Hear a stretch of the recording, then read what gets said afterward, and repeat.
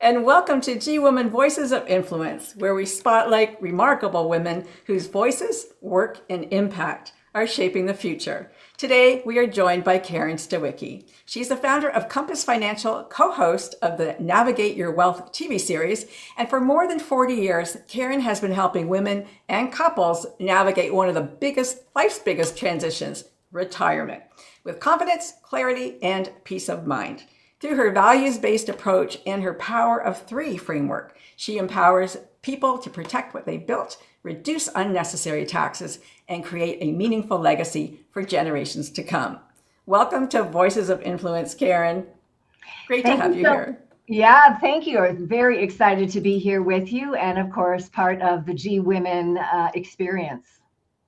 Love that. Love that. So let's talk about your origin experience. You have spent more than 4 decades helping people prepare for retirement, but every journey has a beginning. So what inspired you to enter the world of financial planning, and what experiences shaped the advisor and the leader that you've become?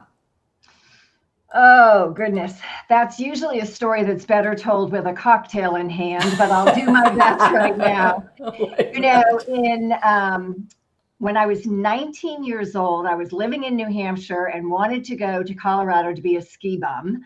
I had a friend who said, let's do it, but she took a detour and went to Florida first.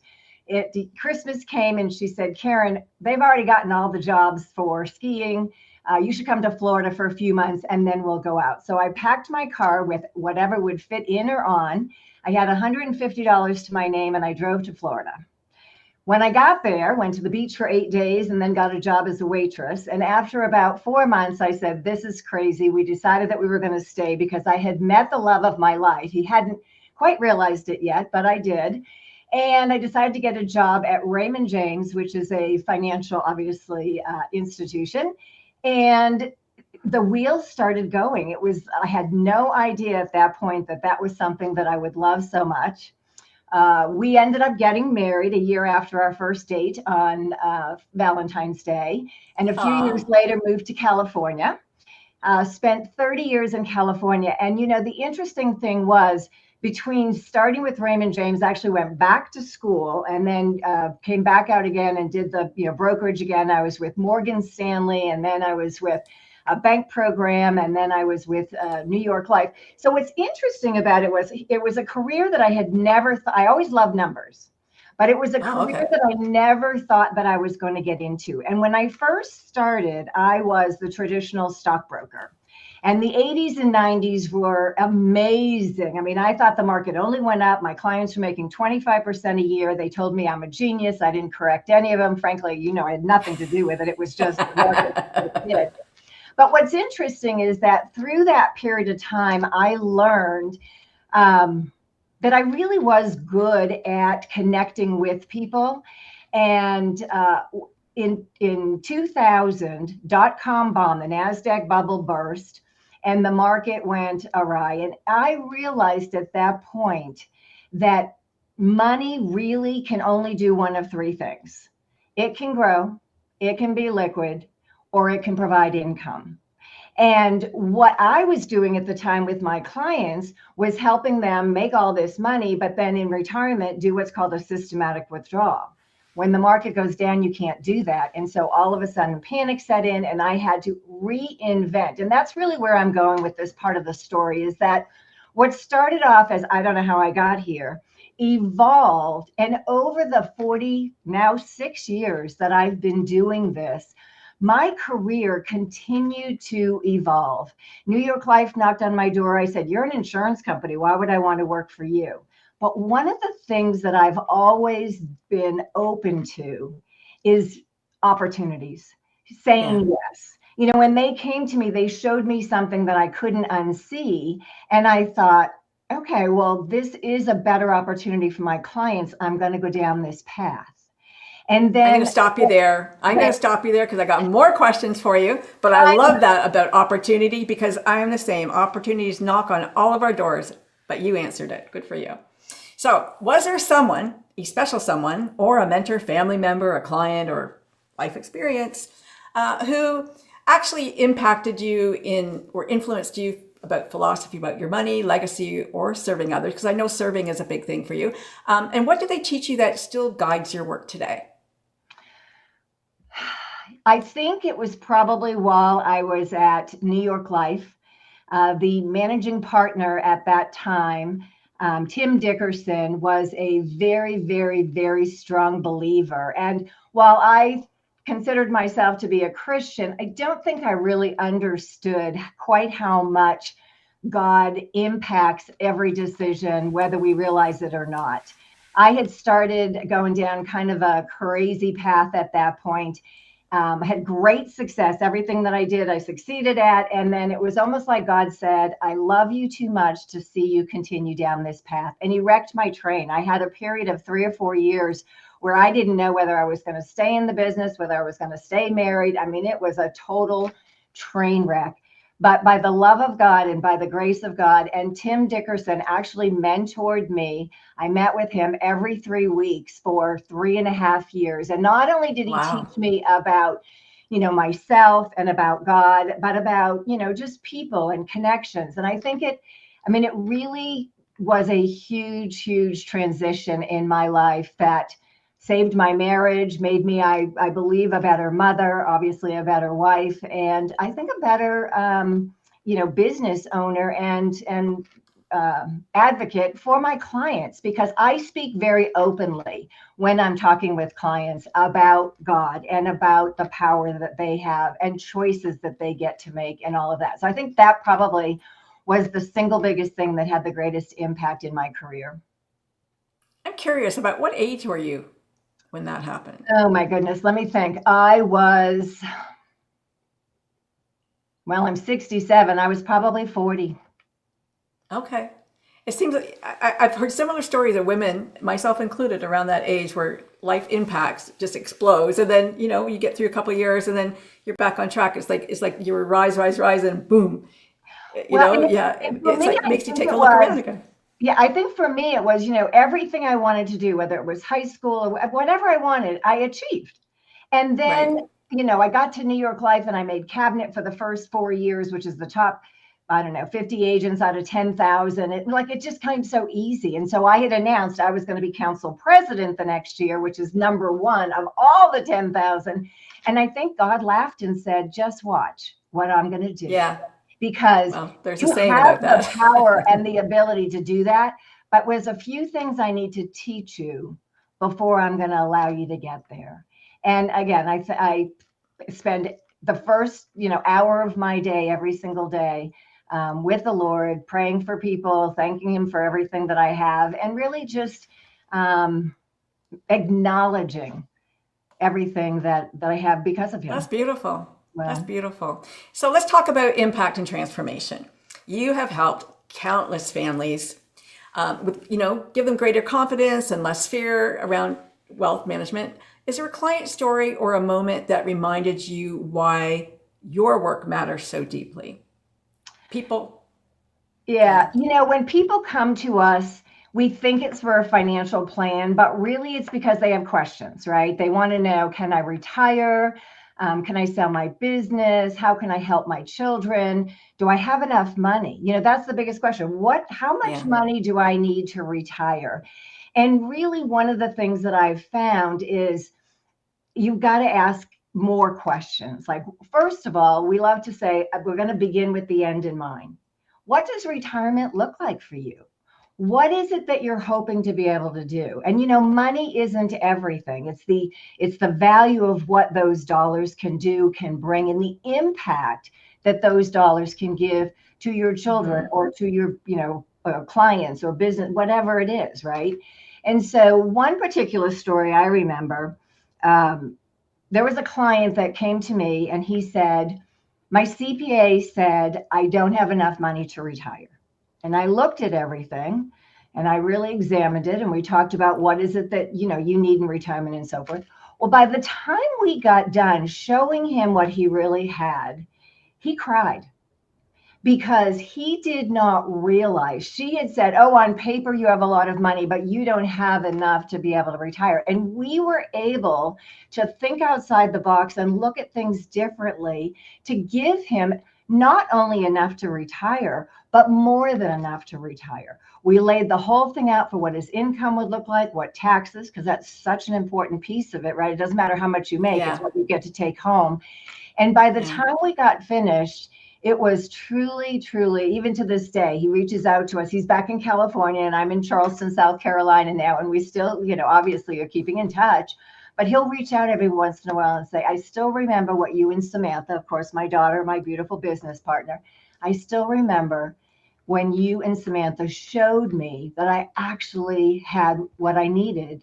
And this has been 13 years now, at least 13 years. So he's been able to enjoy it. And that was really impactful for me to just be able to help him see what others were saying. Oh, you don't have enough.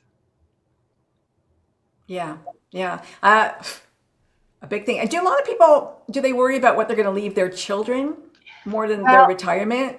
yeah, it's funny because I used to tell this story in seminars. The brain morphs. Like when you're 20, you're not thinking about retirement. When you're 30, you're trying to get married and have kids. When you're 40, you're trying to keep the wife and keep the, kids and keep the house. And then all of a sudden at 50, they come to us and they say, okay, I'm ready to start saving for retirement. I'm like, okay, well, let's talk about what that's going to look like now, right? And so the problem is, that now they're scurrying to get it. And then here's the interesting thing: at 60, they're saying, listen, I gave those kids everything, I'm going to spend it all. And then at 70, they're saying, I want to leave more for the kids. And at 80, they're eating cat food out of cat cans because they want to make sure they leave everything to the kids. It's very bizarre to me how I it does know. shift. And I'll tell them, I know that you're at 50 and you're saying, I did everything for the kids, I don't want to do anything else. But trust me, that brain cell is going to morph. And so what we want to try and help our clients do is enjoy the life that they've built with their family now. They're going to enjoy much more having memories that you brought Yes. to them because of your wealth than whatever you're going to leave and they're going to read in the will or a trust after you're dead and gone. So we really try and figure out I belong to that philosophy. yeah. I agree Well, with that. And I remember go ahead. go ahead. No, I was No, going to say, you my go. son-in-law brought this theory to us, and that is that we would much rather have experiences for Christmas and birthday presents than a Yes. new sweater or, a new electrical appliance or whatever. Appliance. Yeah. So Yeah. we try and do that. We try and take trips to build memories, and, that's That's it. what's lasting. Exactly. Yeah. I remember my mother eating, going to her house and seeing Jello and yogurt, and I'm like, "What are you doing?" She goes, "Well, I want to make sure I have enough money." I go, "Oh, you think we would let you starve?" Like it's horrible when you see elderly people do that. So yeah, I agree. I want all my kids to have that fun with me now, so they remember, and my grandchildren especially. Yeah. So Karen, I know that you have a superpower. People often describe you as being warm and honest and incredibly clear when explaining complex financial decisions. What do you believe is your personal superpower, and how has it helped your clients build confidence in their future? I think it's mostly that I'm naturally curious. Like I want to know more. I want to understand at a deeper level really what's happening because I think that's where we can really dig in. And it's the God power, right? I believe that God gave me a gift to connect with people and hear things. And my daughter's very good at this. She hears things that people aren't saying because of body Right. language or whatever. And, it's been very interesting because for the first, oh my goodness, let's see, she's been with me 13 years. I've been doing this for 46 years. So 33 years I did this before she came in, right? And she's teaching me, here I thought I was going to be teaching her. In fact, when she joined me, I thought 3 to 5 years and I'm out of here, right? I mean, at that point I was 60 years old or 50, late 50s. Yeah. I'm going to retire at 60. I'm 67 years old. And I told her, you're going to have to carry me out feet first in a wooden box because I'm having so much fun. But it's been so beautiful to watch now, not me coaching and training her, but to see the coaching and training I'm getting from her because she comes from a different generation, because she has a different perspective about things. And so that's, again, is that the superpower that I'm open to change, that I accept if somebody shares something with me as a criticism or otherwise, I always want to serve, but I also want to be the best version of myself, not only for me, but for others that I can be. And so maybe that's my superpower. I love that. But you made me curious just now. Is your faith, were you brought up in that faith, having such a strong faith, or did you develop that later on? No, I definitely developed it later on. I mean, we went to church as children, and then when we, had our babies, I said to my husband, "Okay, we need to raise these children in some kind of religion." And he was Catholic, and he said, "Okay, we'll go do it." So I went to, the classes, CCD or whatever they called it, converted to Catholicism. But when I was going through that rough patch at 40 years old, what I didn't love about the Catholic Church was that, somebody you had to go to a priest to be able to talk to God. Yeah. And Tim Dickerson said, no, no, no, he's here 24/7. He is with you right now in this moment. You got something to say. He already knows you're thinking it before you say it, but speak freely because you are the beloved child of God and he is listening to you. So Oh, no, that's it's beautiful. definitely been something that has grown over the last, 27 years. I love that. Let's talk about amplifying women's voices because that's what we do at G Woman Media. Many women are becoming primary financial decision makers in their family. So, what changes have you seen over the years, and what advice would you give the women who want to take greater control of their finance? Can you not hear me? I can hear you. Oh, okay, because you're doing that. I thought maybe I was Oh, no, speaking no, no, I loudly. was itching. I'm sorry. Oh. Okay, so what advice would you give women who want to take greater control of their financial future and legacy? Well, there's so many women that I meet that say, I'm just not good with money. And I want to challenge that. Okay. You don't have to be good with money. What you have to do is understand that it's important for you to understand money. And so partner with somebody. I believe in staying in your lane. And that's one of the values that we've really created at Compass Financial. I get to do the things that I have bring joy to me. And that is being on the TV show and being one-on-one with clients and all that. And then I delegate everything else to everyone else. There are things that in technology I'm terrible at. I'm terrible at booking reservations. And so you need to, flight reservations. So you Yeah. need to find somebody who's good at that. Well, finance is the same. There were so many women. You think about this. I started in this industry in 1980. It's a man's world, not any Mm-hmm. longer.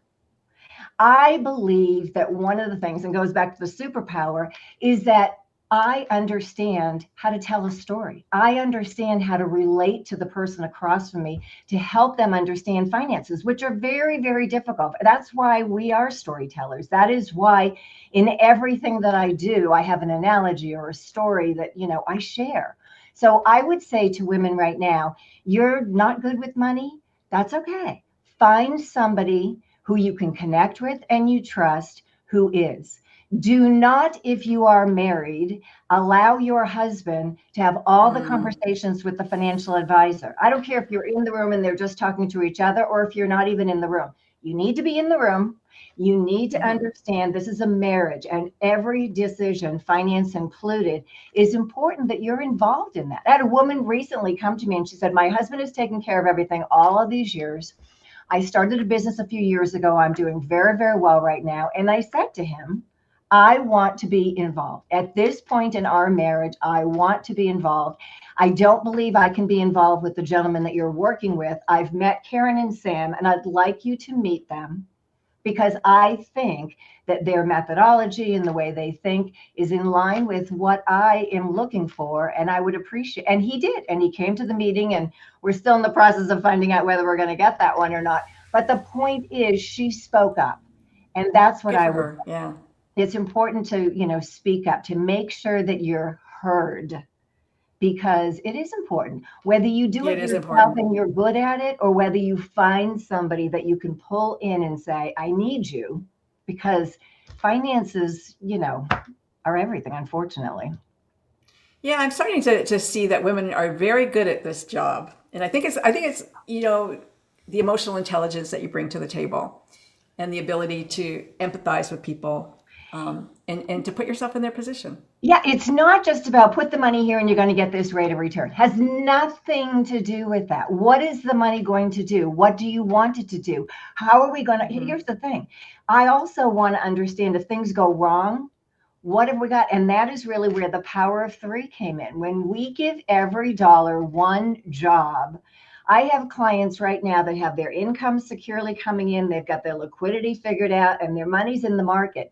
And do you know, over the last 5 years, in 2020, when COVID hit, in 2022, when Biden raised interest rates and the market went down, in 2024, when Trump said the word tariff out loud and everybody went in a tailspin, not one client called me in a panic. And the reason that they didn't is because they knew their income was secure, they had liquidity for emergency and opportunity, and the market might be down today, but it'll come back. It always does. And if I don't need to sell it to pay for my utility bill or dinner on Friday night, doesn't matter if it's up or down today. And that's right. The confidence that, again, through the evolution of 46 years of doing this, I believe that we have found the secret sauce to our worry-free retirement. I believe, and I don't mean to get off on this thing, but I really am passionate about this because I have found a way to allow my clients to put their head on their pillow at night and sleep like a baby. And that gives me such joy to be able to know that I've served them in this way and given them that gift. I love that, Karen. I love that. So let's leave with the message for women. If you could leave women everywhere with one piece of wisdom about living well, retiring confidently, and creating a legacy that extends beyond money, what would it be? And it might have just been the power of three, but what would it be? I would say in anything, whether you're in finance or what you're doing, don't wait until you feel completely ready. Right? So many times we don't want to jump into something because we don't think that we're equipped or we know enough or we're good enough. I would say throw that out the window. Jump in, but surround yourself with extraordinary people who can really help you with the things that maybe you don't know yet or you're not good at yet, until you can get good at it, or until you can say, okay, that's not my lane, but that is what you do, when we, and partner in it. But the thing is, in doing that, I think if we keep our eyes open for other women that we can bring in and take on the ride, I think that we have a responsibility, and I'm so blessed that I'm able to do this with my daughter, to look to others and say, this is an opportunity for you too. Come along with me. I agree with you 100%. We got to bring other women with us. Thank you so much, Karen. Oh, we have Clara says, always wanting to serve, but always wanting to be the best version of yourself. That's deep, Karen. Yeah, it is. Thank you, everybody. Thank you, listeners. We appreciate that today. I am Frankie Picasso. And let me leave you with this thought: a woman with a voice influences her world, and a woman with a platform changes it. This has been a GE Woman Voices of Influence series, and we'll see you next time. Take care, everybody.